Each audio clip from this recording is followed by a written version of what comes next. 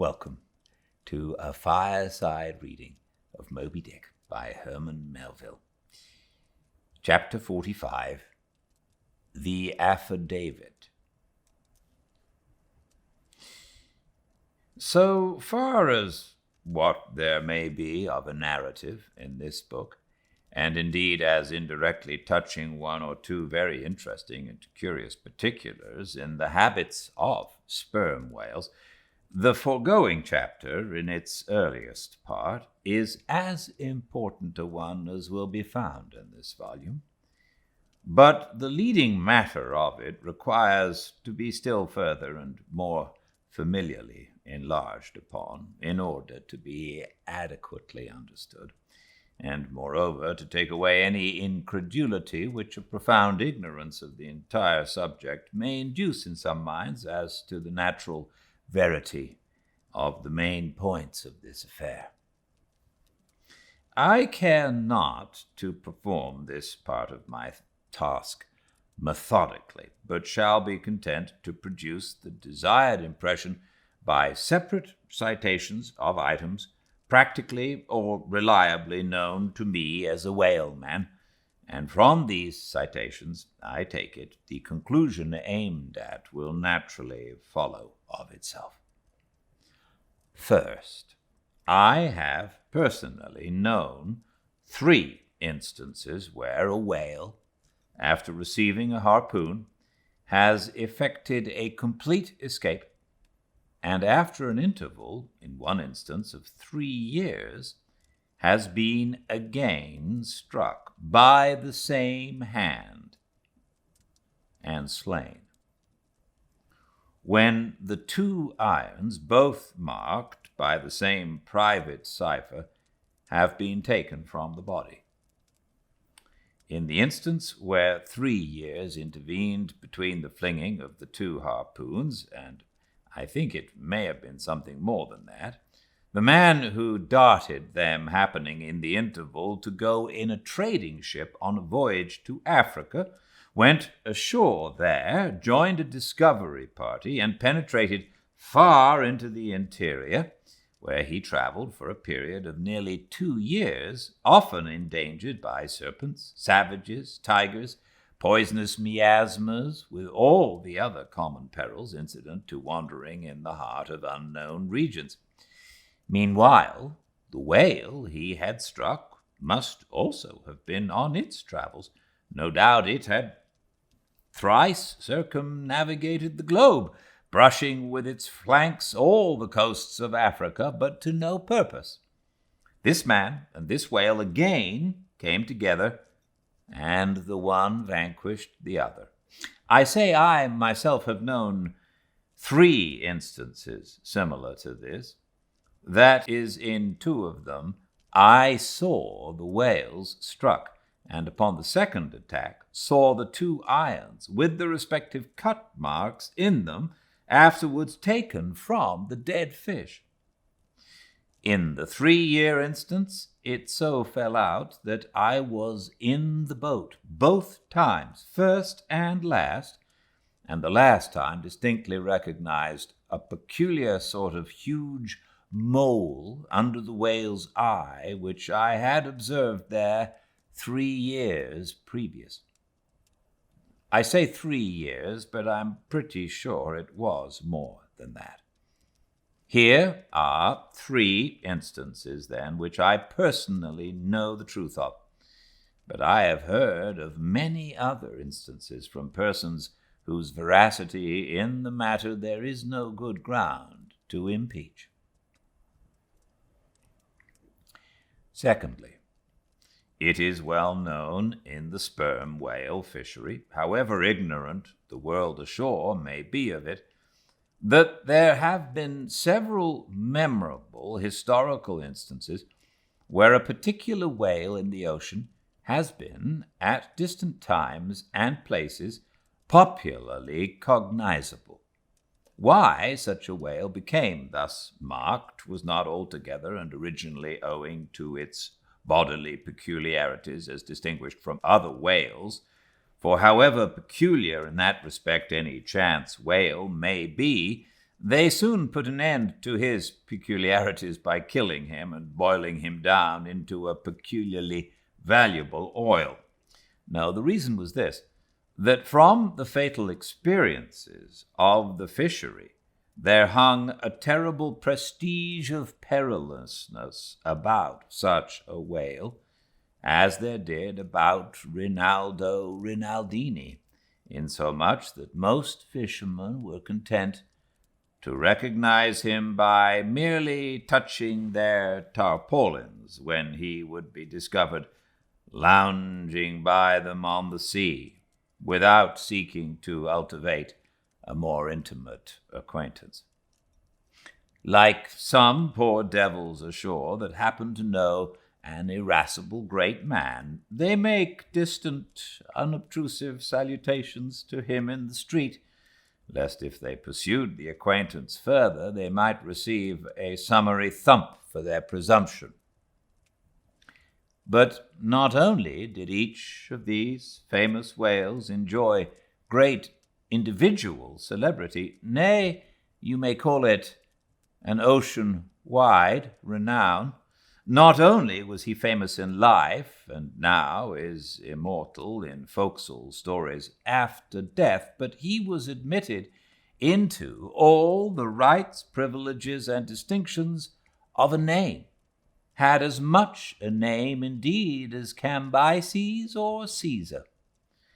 Was it not so, O Timor Tom, thou famed Leviathan, scarred like an iceberg, who so long didst lurk in the oriental straits of that name, whose spout was often seen from the palmy beach of Bombay? Was it not so, O New Zealand Jack, thou terror of all cruisers that crossed their wakes in the vicinity of the Tattoo Land? Was it not so, O Morkan, king of Japan, whose lofty jet, they say at times, assumed the semblance of a snow-white cross against the sky? Was it not so, O Don Miguel, thou Chilean whale, marked like an old tortoise with mystic hieroglyphics upon the back? In plain prose, here are 4 whales as well known to the students of cetacean history as Marius or Sylla to the classic scholar. But this is not all. New Zealand Tom and Don Miguel, after at various times creating great havoc among the boats of different vessels, were finally gone in quest of, systematically hunted out, chased, and killed by valiant whaling captains, who heaved up their anchors with that express object as much in view as in setting out through the Narragansett woods Captain Butler of old had it in his mind to capture that notorious murderous savage Anno I, the headmost warrior of the Indian King Philip. I do not know where I can find a better place than just here to make mention of 1 or 2 other things, which to me seem important, as in printed form establishing in all respects the reasonableness of the whole story of the white whale, more especially the catastrophe. For this is one of those disheartening instances where truth requires full as much bolstering as error. So ignorant are most landsmen of some of the plainest and most palpable wonders of the world, that without some hints touching the plain facts, historical and otherwise, of the fishery, they might scout at Moby Dick as a monstrous fable, or still worse and more detestable, a hideous and intolerable allegory. First, though most men have some vague, flitting ideas of the general perils of the grand fishery, yet they have nothing like a fixed, vivid conception of those perils, and the frequency with which they recur. One reason, perhaps, is that not 1 in 50 of the actual disasters and deaths by casualties in the fishery ever finds a public record at home.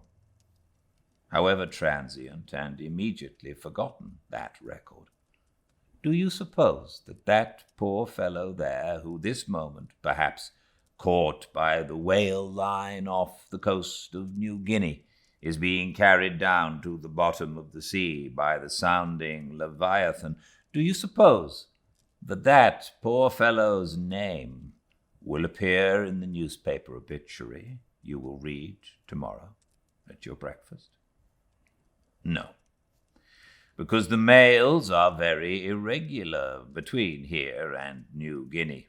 In fact, did you ever hear what might be called regular news, direct or indirect, from New Guinea?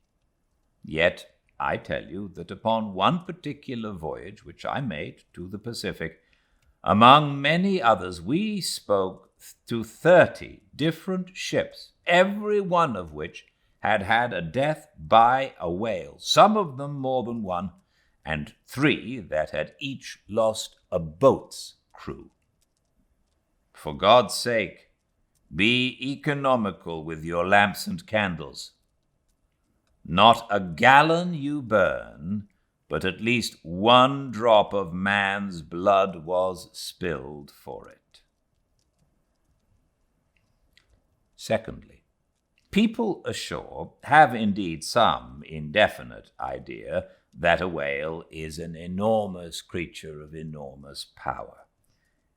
But I have ever found that when narrating to them some specific example of this twofold enormousness, they have significantly complimented me upon my facetiousness. When I declare upon my soul I had no more idea of being facetious than Moses when he wrote the history of the plagues of Egypt.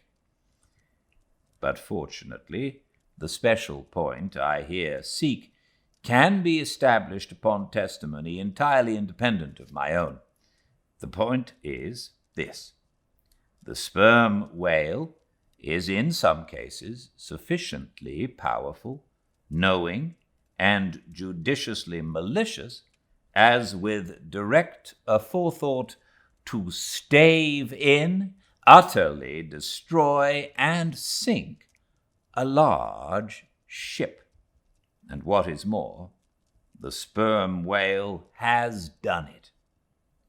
First, in the year 1820, the ship Essex, Captain Pollard of Nantucket, was cruising in the Pacific Ocean. One day she saw spouts, lowered her boats, and gave chase to a shoal of sperm whales. Ere long, several of the whales were wounded, when suddenly a very large whale, escaping from the boats, issued from the shoal and bore directly down upon the ship. Dashing his forehead against her skull, he so stove her in that in less than 10 minutes she settled down and fell over. Not a surviving plank of her has been seen since. After the severest exposure, part of the crew reached the land in their boats. Being returned home at last, Captain Pollard once more sailed for the Pacific in command of another ship, but the gods shipwrecked him again upon unknown rocks and breakers. For the second time his ship was utterly lost, and forthwith, forswearing the sea, he has never tempted it since. At this day, Captain Pollard is a resident of Nantucket. I have seen Owen Chase, who was chief mate of the Essex at the time of the tragedy. I have read his plain and faithful narrative. I have conversed with his son, and all this within a few miles of the scene of the catastrophe. Footnote: the following are extracts from Chase's narrative. Every fact seemed to warrant me in concluding that it was anything but chance which directed his operations. He made 2 several attacks upon the ship, at a short interval between them, both of which, according to their direction, were calculated to do us the most injury by being made ahead, and thereby combining the speed of the 2 objects for the shock, to effect which the exact manoeuvres which he made were necessary. His aspect was most horrible, and such as indicated resentment and fury. He came directly from the shoal which we had just before entered, and in which we had struck 3 of his companions, as if fired with revenge for their sufferings. Again, at all events, the whole circumstances taken together, all happening before my own eyes and producing at the time impressions in my mind of decided calculating mischief on the part of the whale, many of which impressions I cannot now recall, induce me to be satisfied that I am correct in my opinion. Here are his reflections some time after quitting the ship, during a black night in an open boat, when almost despairing of reaching any hospitable shore. The dark ocean and swelling waters were nothing. The fears of being swallowed up by some dreadful tempest or dashed upon hidden rocks, with all the other ordinary subjects of fearful contemplation, seemed scarcely entitled to a moment's thought.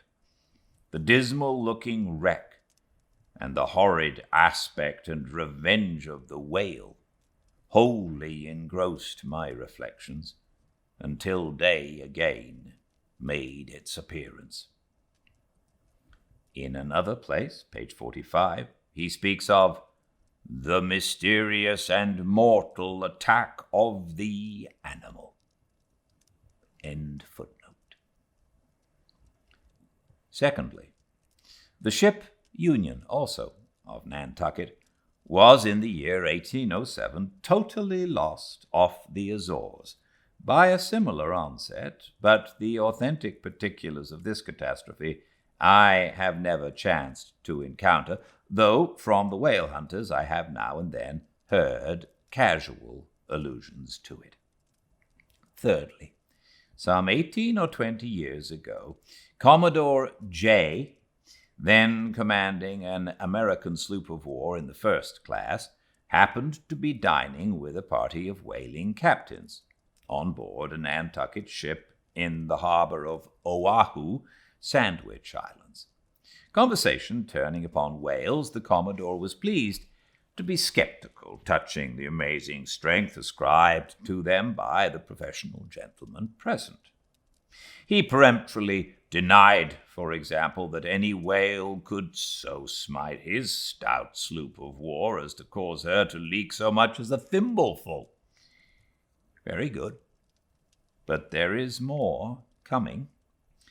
Some weeks after, the Commodore set sail in this impregnable craft for Valparaiso, but he was stopped on the whale by a portly sperm whale that begged a few moments' confidential business with him.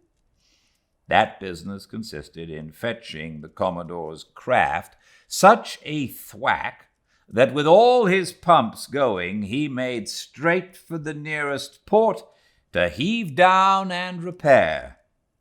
I am not superstitious, but I consider the Commodore's interview with that whale as providential. Was not Saul of Tarsus converted from unbelief by a similar fright? I tell you, the sperm whale will stand no nonsense. I will now refer you to Langsdorff's Voyages for a little circumstance in point, peculiarly interesting to the writer hereof. Langsdorff, you must know, by the way, was attached to the Russian Admiral Krusenstern's famous discovery expedition in the beginning of the present century. Captain Langsdorff thus begins his 17th chapter. By the 13th of May, our ship was ready to sail, and the next day we were out in the open sea on our way to Ochtosh. The weather was very clear and fine, but so intolerably cold that we were obliged to keep on our fur clothing. For some days we had very little wind. It was not till the 19th that a brisk gale from the northwest sprang up. An uncommon large whale, the body of which was larger than the ship itself, lay almost at the surface of the water, but was not perceived by any one on board till the moment when the ship, which was in full sail, was almost upon him, so that it was impossible to prevent its striking against us. We were thus placed in the most imminent danger, as this gigantic creature, setting up its back, raised the ship 3 feet at least out of the water. The masts reeled, and the sails fell altogether, while we, who were below, all sprang instantly upon the deck, concluding that we had struck upon some rock. Instead of this, we saw the monster sailing off with the utmost gravity and solemnity. Captain de Wolfe applied immediately to the pumps to examine whether or not the vessel had received any damage from the shock, but we found that very happily it had escaped entirely uninjured. Now, the Captain de Wolfe here alluded to as commanding the ship in question is a New Englander who, after a long life of unusual adventures as a sea captain, this day resides in the village of Dorchester, near Boston. I have the honor of being a nephew of his. I have particularly questioned him concerning this passage in Langsdorff. He substantiates every word. The ship, however, was by no means a large one, a Russian craft built on the Siberian coast and purchased by my uncle after bartering away the vessel in which he sailed from home.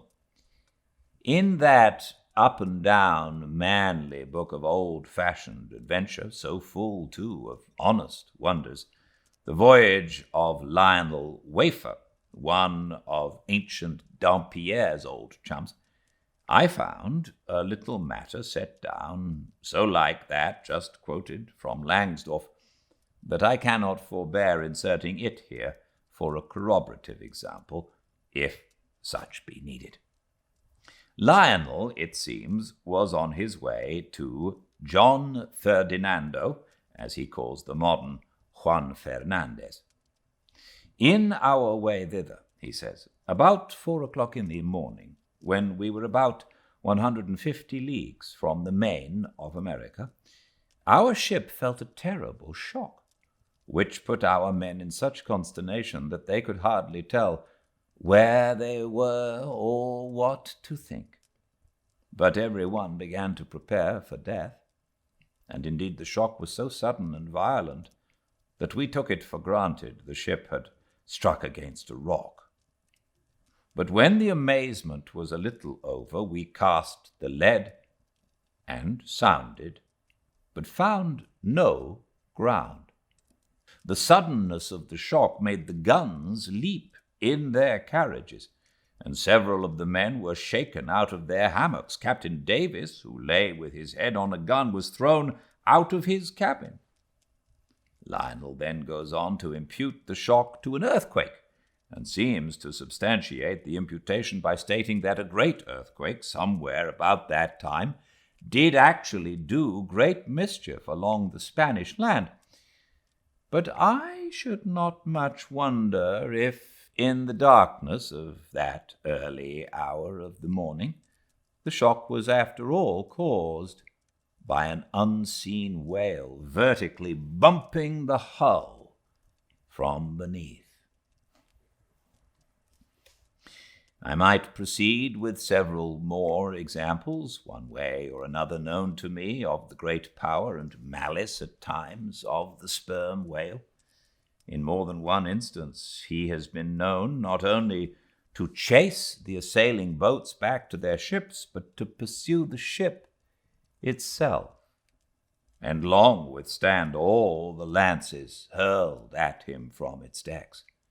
The English ship Pusey Hall can tell a story on that head, and as for his strength, let me say that there have been examples where the lines attached to a running sperm whale have, in a calm, been transferred to the ship and secured there, the whale towing her great hull through the water as a horse walks off with a cart.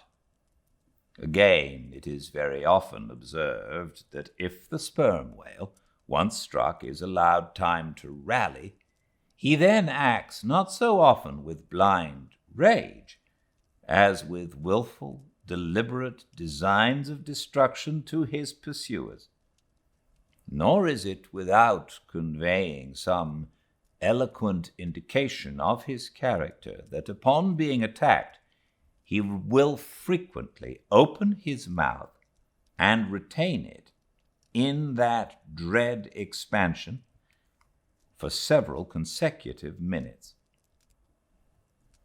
But I must be content with only one more and a concluding illustration, a remarkable and most significant one, by which you will not fail to see that not only is the most marvelous event in this book corroborated by plain facts of the present day, but that these marvels, like all marvels, are mere repetitions of the ages, so that for the millionth time we say, Amen, with Solomon. Verily, there is nothing new under the sun. In the 6th Christian century lived Procopius, a Christian magistrate of Constantinople, in the days when Justinian was emperor and Belisarius general. As many know, he wrote the history of his own times, a work every way of uncommon value. By the best authorities, he has always been considered a most trustworthy and unexaggerating historian, except in one or two particulars, not at all affecting the matter presently to be mentioned. Now, in this history of his, Procopius mentions that during the term of his prefecture at Constantinople, a great sea monster was captured in the neighboring Propontis, or Sea of Marmara, after having destroyed vessels at intervals in those waters for a period of more than 50 years. A fact thus set down in substantial history cannot easily be gainsaid, nor is there any reason it should be. Of what precise species this sea monster was is not mentioned. But as he destroyed ships as well as for other reasons, he must have been a whale, and I am strongly inclined to think a sperm whale. For a long time I fancied that the sperm whale has been always unknown in the Mediterranean and the deep waters connecting with it. Even now I'm certain that those seas are not, and perhaps never can be, in the present constitution of things, a place for his habitual gregarious resort. But further investigations have recently proved to me that in modern times there have been isolated instances of the presence of the sperm whale in the Mediterranean. I am told on good authority that on the Barbary coast, a Commodore Davis of the British Navy found the skeleton of a sperm whale. Now, as a vessel of war readily passes through the Dardanelles, hence a sperm whale could, by the same route, pass out of the Mediterranean into the Propontis. In the Propontis, as far as I can learn, none of that peculiar substance called brit is to be found, the aliment of the right whale. But I have every reason to believe that the food of the sperm whale, squid or cuttlefish, lurks at the bottom of that sea, because large creatures, but by no means the largest of that sort, have been found at its surface. If, then, you properly put these two statements together and reason upon them a bit, you will clearly perceive that according to all human reasoning, Procopius's sea monster, that for half a century stove the ships of a Roman emperor, must in all probability have been a sperm whale.